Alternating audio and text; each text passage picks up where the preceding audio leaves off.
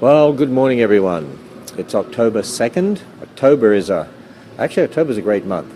Now, I always have to talk for a couple of minutes. There's no notifications to go out here, but we're going to talk about some exciting things happening at the Grand Canyon, some exciting research that's happening. There was a 3-year battle over this research. The secularists did not want our geologist, Dr. Andrew Snelling, who's with me this morning, to be able to get these samples from the Grand Canyon, because they don't want people knowing what actually happened at the Grand Canyon a few thousand years ago, actually, not millions of years ago. But anyway, October's a special month because, let me see, October 31st is the 500th anniversary of the Reformation, when Martin Luther nailed those theses on the door of the church, so they call this Reformation Month. Secondly, I age one more year, so I have a birthday this month. Actually, my father, who passed away 22 years ago, had a birthday this month too. He was born at the date 2 days more than I was. Well, anyway, all right, so now I've filled in that 2 minutes as notifications went out. Have with me Dr. Andrew Snelling. And Dr. Snelling just got back from the Grand Canyon. Correct. And you have a PhD in geology from Sydney University. I met you millions of years ago. That's right. In Sydney. Yep. Or billions of years ago. It was something, it seems like that. Seems like now. But I've known Andrew for a long time, even before the ministry in Australia really got underway, and long before I came over here to America too.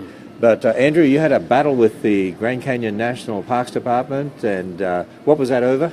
Yes, I was applying for a research and sampling permit, that is permission to collect samples from the canyon. And you've done that before, right? I've done it before, and it was for a particular project where I felt there was a need to fill in a gap in our knowledge, and also close off a loophole in arguments that our opponents were using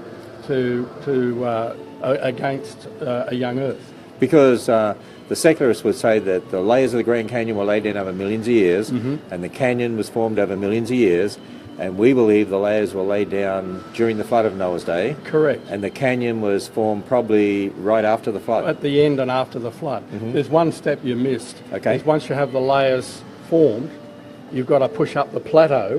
Because the Grand Canyon cuts through a plateau. The Kaibab Plateau. Yeah, in fact, one of the problems is the Colorado River, instead of going around the plateau, actually it does a right-hand turn and goes straight through the middle of the plateau, which is an enigma for everybody. For those that believe in millions of years, did that whole area have to get raised up at exactly the right it had time? Had to raise up slowly while rivers were trying to downcut their way through.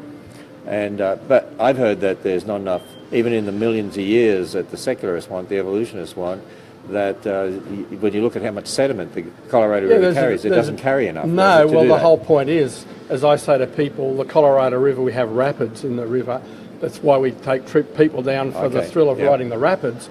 That's debris that gets washed in by flash floods from the side canyons, but the Colorado River isn't clearing out those rapids, and we know it hasn't cleared it out even before the dams were built, because some of the rapids are exactly the same as when John Wesley Powell went in 1869. So the millions of years doesn't fit? No, if the Colorado River isn't capable of clearing out its channel today, how possibly can it carve out the canyon over millions of years? Yeah, that's a good point. Now, this is where the exciting stuff comes in here too, in regard to the gap that you wanted to fill in. Do you want to show us this picture here? Well, yeah, I wanted to point out this research.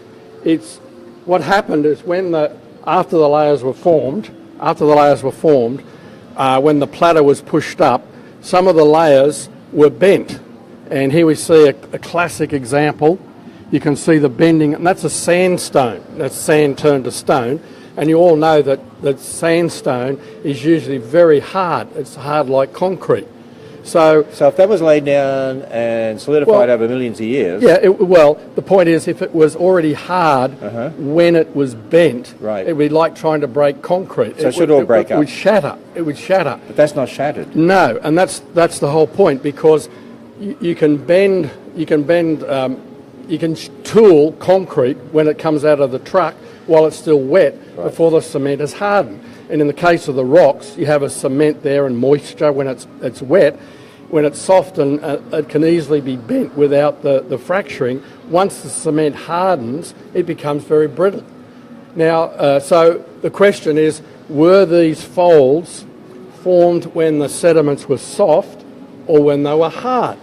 And herein lies the problem, because if you deposit all the layers over millions of years, and millions of years later, up to 450 million years later, you actually bend the rocks. In other words, the whole area is uplifted. The whole area is uplifted. Which is what the secularists say, Correct. right? They say 450 million years after this sandstone layer, that's me standing there, after that was bent, with 10,000 feet of other strata on top of it, so it's had plenty of time to get hardened, and then it's bent.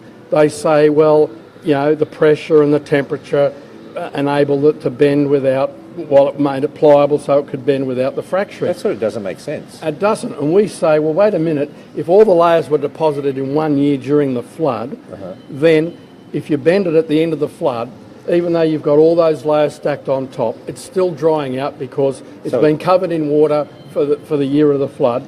And so it's still pliable. It hasn't yet, the sediment hasn't completely set to make it rock hard. So we're saying the way the flood ended, you had mountains that were raised up. Correct. And this area was raised up. Yes, someone had forces it bent about these that. layers, showing that they were bent while they were still soft. Correct. And that's what we're trying to show, because if they were bent where they were still soft, then that rules out the millions of years. Now, you've been taking samples in the Grand Canyon for a long time and found some very interesting material. In fact, if people go to ANSYS Research Journal, we'll put a link up there for that, and you're the editor of ANSYS Research Journal. It has the cutting-edge creationist research in there. They'll find some articles about previous research you've done at the Grand Canyon. One of the previous research projects was sampling rocks for radioisotope dating. Right. And showing that the different methods gave different results on the same rock, on the same samples from the same rock layers. So radiometric dating methods have problems. It has its problems. Now, for this one, so you've been taking samples in the Grand Canyon for years, you've had permits for years, Yes. you have to get permits,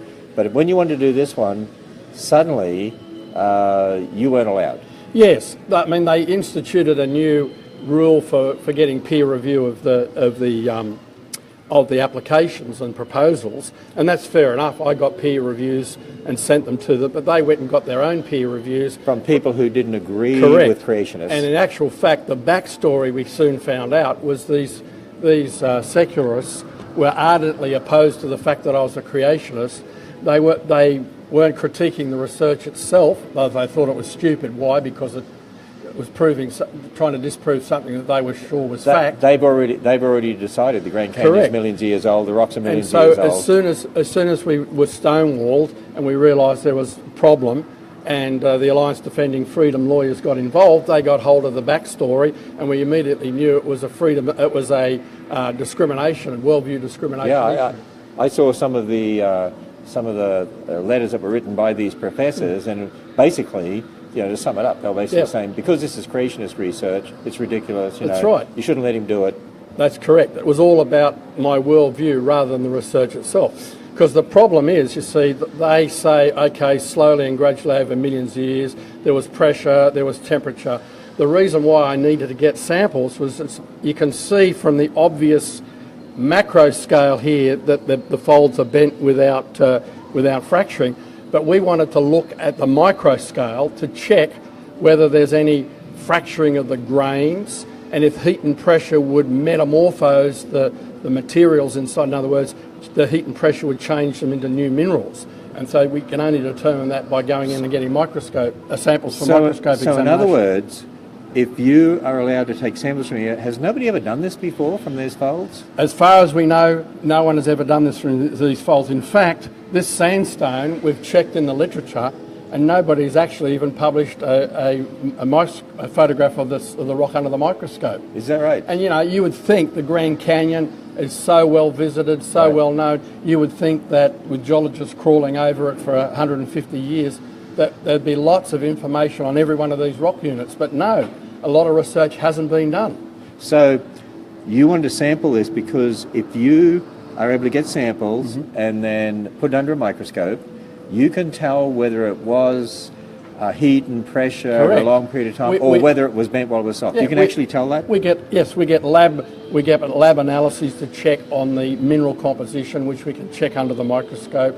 We can look at the textures, the way the grains relate to one another, whether there's been any brittle fracturing, those kinds of issues. And so by doing that, we can rule out that the rock was brittle and hard and brittle when it was bent. Now Andrew, look, I know you're a PhD in geology, and I know you know your stuff from a geological perspective, But you went very public with this, and there was a 3-year battle, and Alliance Defending Freedom were involved, the attorneys, and actually the Grand Canyon National Parks gave in because it was an obvious discrimination suit, and so they had to allow you to go down there and get the samples. And this has gone very, very public. If you sample these and find out it supports what the secularists have been saying all along, you're going to have egg on your face, right? Yeah, that's true. So you're pretty bold in doing this. I was taking a risk, yes, but really, is it a risk or stepping out in faith? It's both. It's stepping out in faith. One of the reasons is it's not just simply about me. Right. It's about the rights of any Christian to go to any national park and sample and put in a legitimate research proposal and be allowed to sample. It was about access. Freedom of access for all scientists. So it was about freedom of access and freedom of religion, right? And freedom to do research. And to stop discrimination, which we're seeing happening a lot in our culture. And Ken, the whole thing about scientific research is people put up ideas, then they go out and test them. And if you're not allowed to test them, how can you check the ideas? But the interesting thing is, we see the same sort of thing happening in politics and all sorts of areas, but because the secularists don't agree with you, then they are intolerant of you, and intolerant of creationists, and so they don't even want you sampling the rocks, but they had to allow you because it was settled, right? And legally. It was settled legally. The lawyers for the Park Service realised that it was an open and shut case of discrimination, and they certainly didn't want their bosses dragged into court. Right. And so they hurriedly organised to have not only the research permit granted, but we also got a special use permit to take a river trip just for the research. And you had a video crew with you? Yes, we had a video crew with us to record the sampling process, both for legal defence in case anything came up afterwards, and also for a potential documentary. And also, I would say, if the secularists question where the samples came from or how they were sampled, you've got all sorts of documentation to maintain your scientific integrity, right? Exactly. Now, you've been down the Grand Canyon. Yes.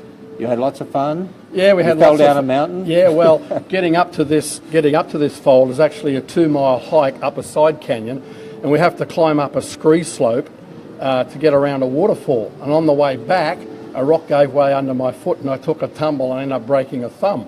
So yeah, Grand Canyon is a dangerous place. It sort of reminds me too when the Israelites were conquering the Promised Land, they had to conquer Jericho and Ai, and so you had to go to the Grand Canyon to do battle with the rocks, right? That's now right. You took your samples. Yes. Have you already sent them to labs? Yes, we sent them to a lab and to start the work, and I've already had a first batch of results on 11 samples, actually from this particular fold here. And I'm happy to see that they're favourable to what I was expecting. Oh, really?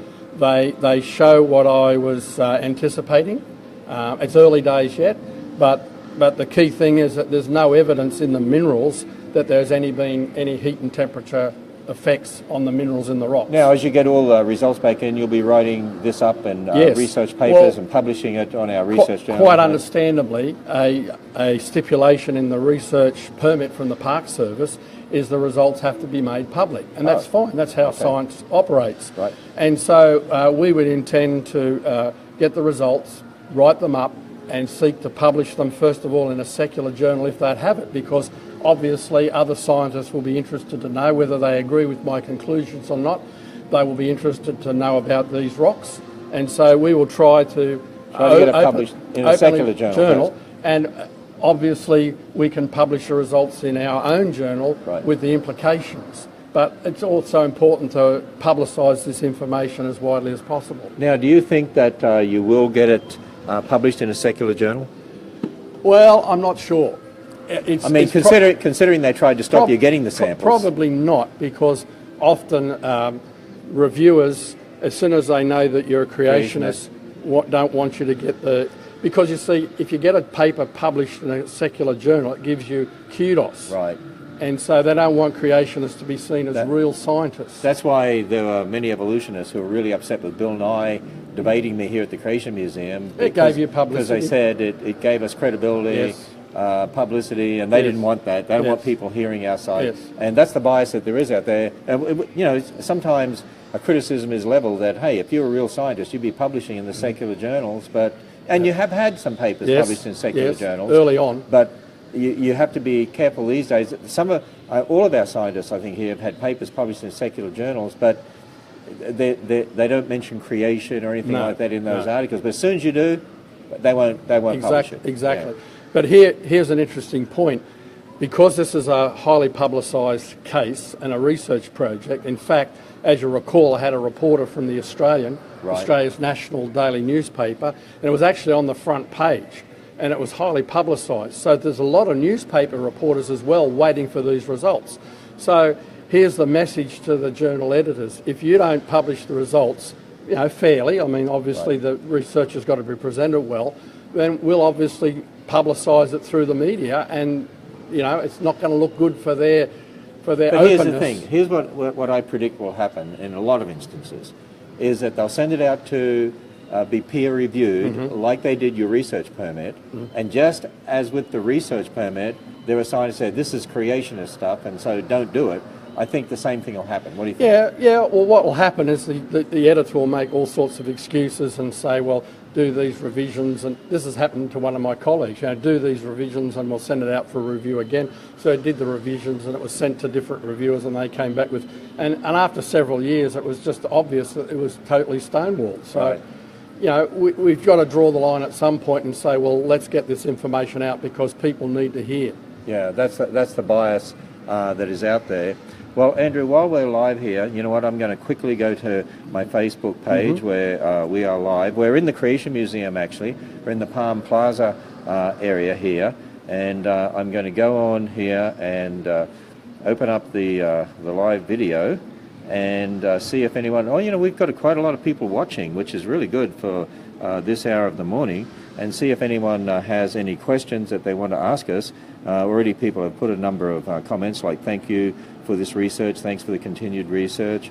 I got a lot of comments, Ken, of people appreciated taking the public standing up for our faith and what we believe. Well, somebody said here, creationists aren't afraid to explore legitimate science. And that's true, we're not afraid. See, you were pretty bold in stepping out because you were saying, I really believe that the Grand Canyon, the layers were laid down during the flood, and really believe that the evidence here is going to be consistent with thousands of years, not millions of years. And my confidence is because of the Word of God. That's the point. We're standing on the authority of God's Word, and no matter what men think the evidence is, God is ultimately the authority. Right. And so you were prepared to step out, and the attorneys with the group, Alliance Defending Freedom, were prepared to take this on, and they were successful. Yes. And so you had to be allowed to go there. Somebody's watching from Queensland, Australia, by the way.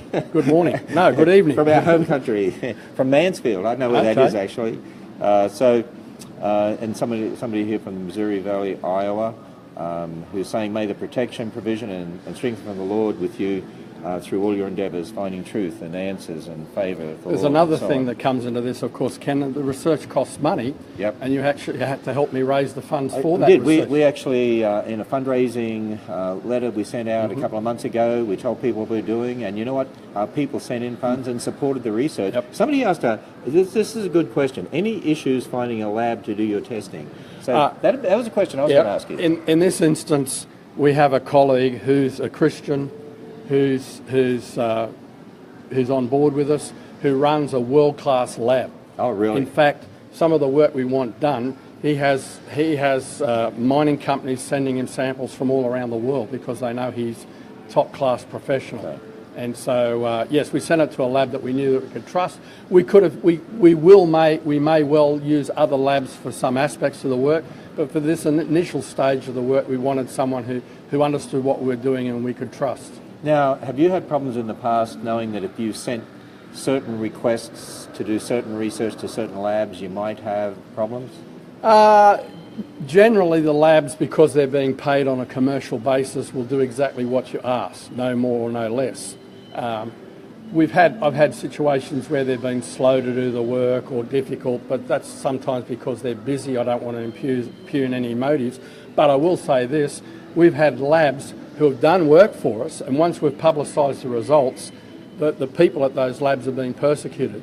Because they did the research. Because they did our work. Wow, that's the bias that's out there, and we're seeing it more and more in our culture in other areas. As I said to somebody, and I'm not talking for or against someone in regard to politics, but actually the secularists have been doing to us for years what they're now doing to Trump and others and you know, they accuse Christians of being intolerant, but I mean, they're the ones that are being intolerant. Well, it's like the atheist groups, the local atheist group here, Freedom from Religion Foundation and others, have deliberately told lies about the ARC project and what's happening and about the funding and about the people that are coming, deliberately just lie about it because they don't want people as you know, to think if you it's tell a successful. lie often enough, people start will to believe it, yeah.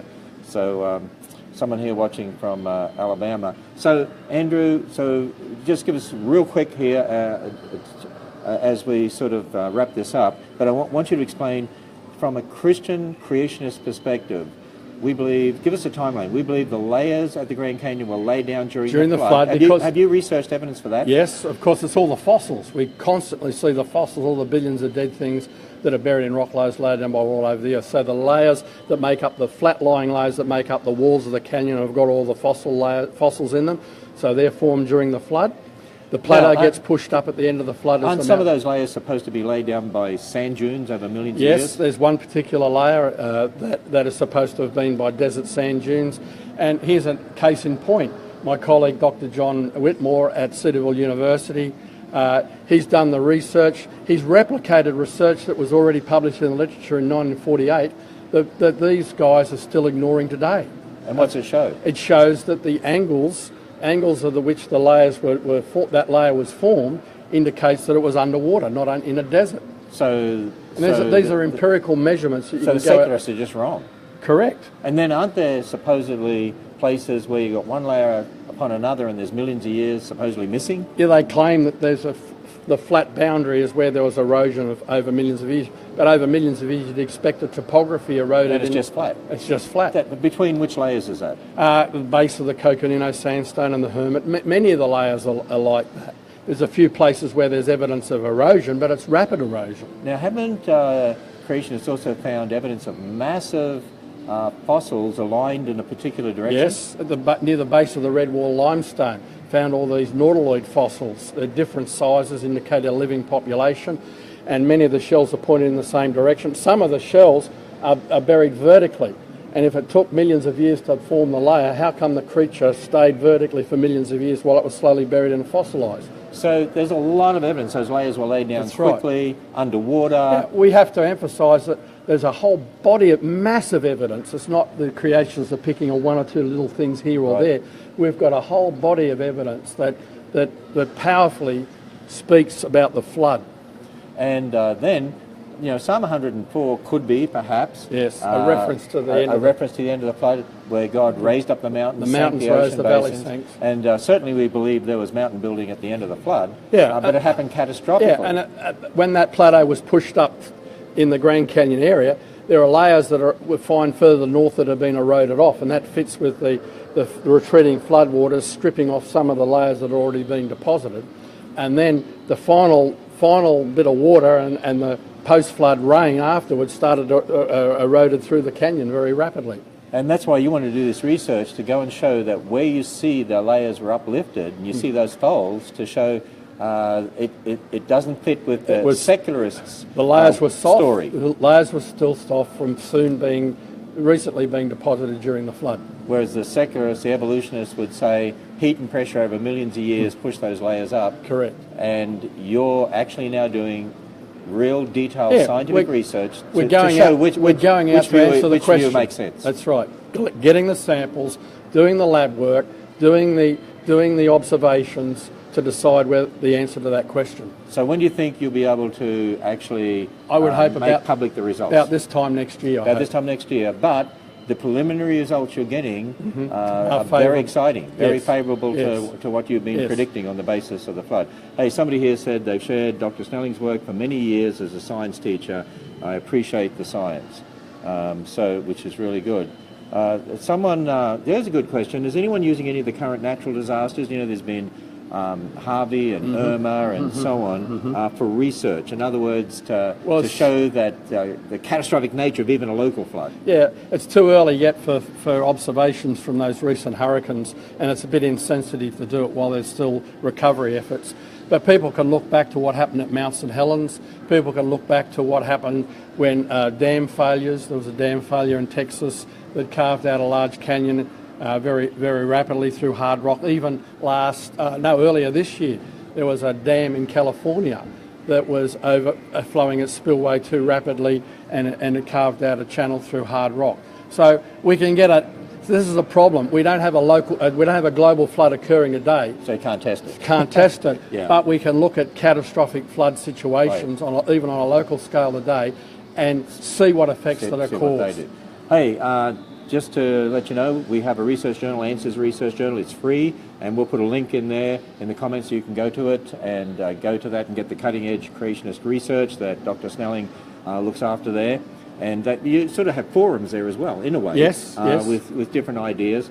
And then your 2-volume work, which is the leading creationist geological publication now, is called Earth's Catastrophic Past, Geology, Creation and the Flood. And so we'll get our social media team, put a link there to that as well. But you can go to the answersingenesis.org online bookstore, and Earth's Catastrophic Past, 2 volumes by Dr. Snelling. It's not super technical, it's not layman, it's detailed, in depth, and it would be the most recent it's a sequel to an update to research. The Genesis Flood by Drs. Whitcomb and Morris that really sparked the modern creationist movement. Right, so it's really the updated, in a sense, in more detail, Genesis Flood, now that we've got a lot more geological research under our belt. Well, Andrew, we look forward to the results from time to time as you get more results in from the lab. Let's talk about this again, leading up to the time where you publish a detailed research paper. It's going to be interesting to see how the secularists take it, what the media do with it.